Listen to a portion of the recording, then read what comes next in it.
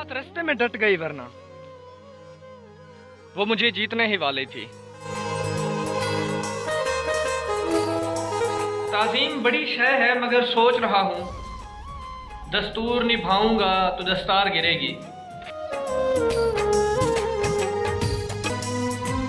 तुमसे बिछड़ा हूं तो मैं रोया हूं, वगरना कल तक तो मैं रोने वालों को फनकार कहा करता था।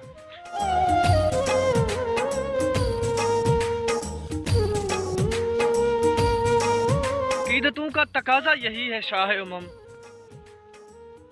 मैं माँ के साथ तेरा रोजा चूमने आऊं।